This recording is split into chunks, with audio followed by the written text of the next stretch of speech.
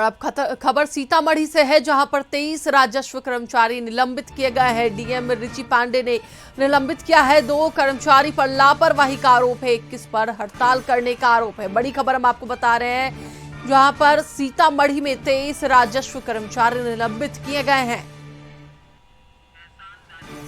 इसी पर अधिक जानकारी के लिए हमारे साथ हमारे सहयोगी एहसान दानिश जुड़े हुए हैं, उनसे बात करेंगे। एहसान, 23 राजस्व कर्मचारी को निलंबित किया गया है, क्या है पूरी जानकारी? तानिया, मैं ये बता दूं कि डीएम रिची पांडे ने ये बड़ी कार्रवाई की है। उसके पीछे 2 बातें सामने जो निकल के आई है।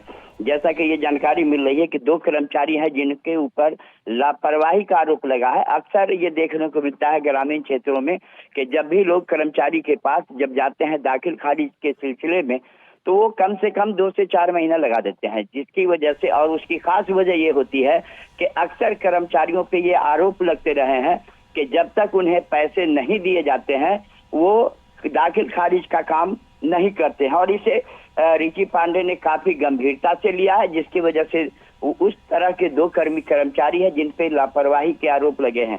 इसके अलावा अन्य जो कर्मचारी हैं, जो अभी हाल के दिनों में लंबे समय तक सारे कर्मचारी लोग हड़ताल पे चले गए थे, तो उसमें डीएम का यह मानना है कि चूंकि हड़ताल पे जाने से पहले उसने सूचना नहीं दिया था, सूचित नहीं किया था विभाग को, जिस मामले को भी डीएम रिची पांडे ने काफी गंभीरता से लिया है। और कुल मिलाकर के हम ये कह सकते हैं कि 23 कर्मचारियों को डीएम रिची पांडे ने निलंबित कर दिया है। जी तानिया। अब बिल्कुल एहसान, क्योंकि ये एक बड़ा मामला हो जाता है 23 राजस्व कर्मचारियों को निलंबित करना, तो कार्य को लेकर के क्या कुछ कहा जा रहा है, किस तरीके से कार्य चलेंगे?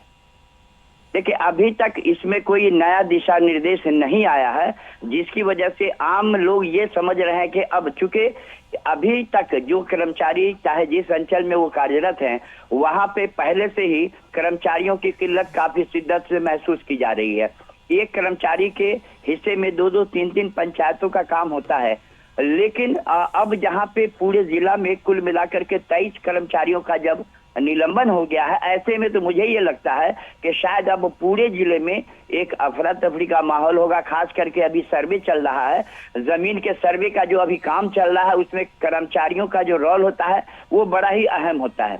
और ऐसे में हर पंचायत में अभी जो लोग हैं जो बाहर रहते हैं, खास करके जो ग्रामीण क्षेत्र के लोग दिल्ली, कोलकाता, मुंबई में अपनी रोजी रोटी के लिए बाहर रहते हैं, इस सर्वे के काम के चक्कर में वो लोग सारे लोग गांव पे आए हुए हैं।